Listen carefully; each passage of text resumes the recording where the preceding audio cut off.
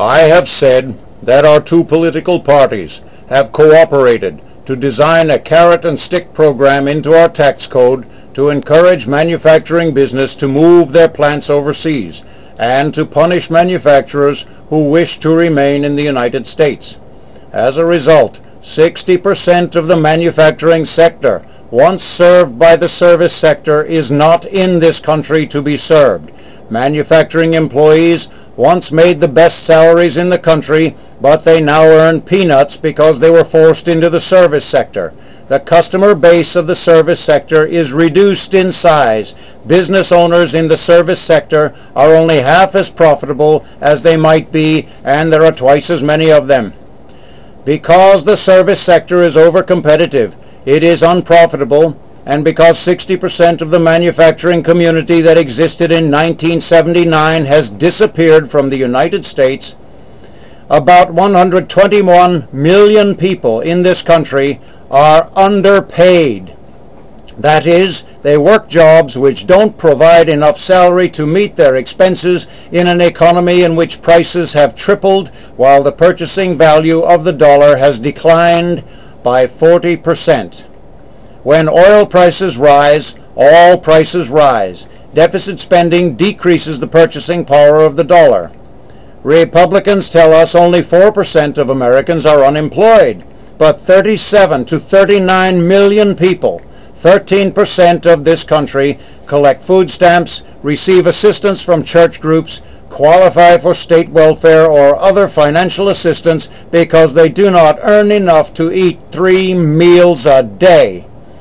The latest official count by the government tells us 744,000 men are homeless in the United States. This is the type of economy in which Oliver Twist learned to be a pickpocket. So punishing is the tax code designed by our government that even the big auto manufacturers are damaged. Ohio and Michigan for 100 years were the center of manufacturing and the prosperity that arises from a well-paid population of workers. Both states are now the centers of poverty. We're fighting the most expensive war of all time with no visible result. 50% of payments for that war came from China, which buys our Treasury securities and supports Republican deficit spending. How kind of them. To give some credit to the Democrats, they seem to know the deficit must be reduced, and they are willing to require a method of payment for new legislation, but they don't seem to know that they must talk to the American people about the many negative effects of deficit spending on small business, including the inflation to all food and product prices caused by rising oil prices. What a bleak future for the United States when you have all experienced what Ohio and Michigan have experienced. The ultimate goal of all political propaganda is to convince you that if you disagree with the conventional wisdom, the agreed upon platform, you are not mainstream. You have somehow become a weird person who does not deserve respect. You do not deserve to be heard. You have nothing to offer the American people. So I'm going to list for you the characteristics of a mainstream person. And the next time you receive this subtle message buried in the generalized rhetoric of a political speech, you will know if you are truly mainstream or not.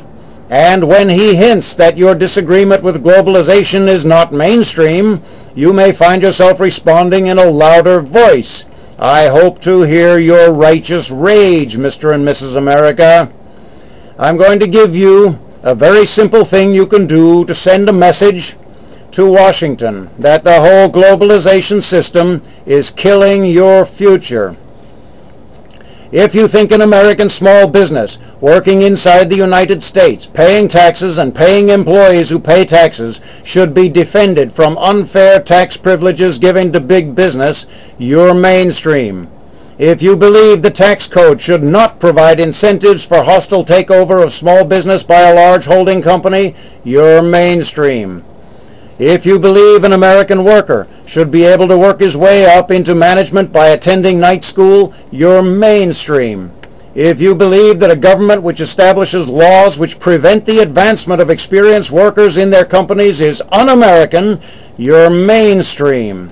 If you believe the government of a nation has a responsibility to protect business owners and workers of that nation from the untaxed dumping of cheap products by foreigners which ruins their market and puts companies out of business, you're mainstream.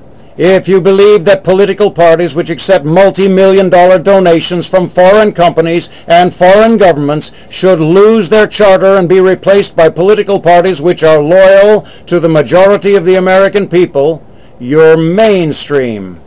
If you believe that America has given up her birthright by forcing 60% of the manufacturing sector to relocate outside her borders, you're mainstream. If you believe that Americans, especially men, are less inclined to work hard or think before acting because there is no challenge in service sector employment, you're mainstream.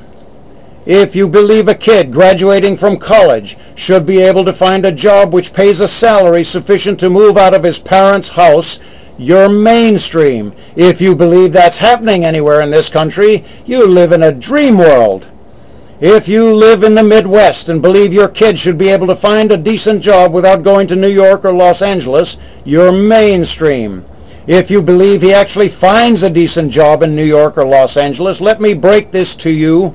He will remain the equivalent of a busboy for the first 2 years. If he has a brain, he will eventually call you to ask for bus money to come home. Both cities are filled with Hispanics and Chinese who will work for pennies on the dollar, and they pay the rent by shoving 8 people into a 2-bedroom apartment. It's called hot beds.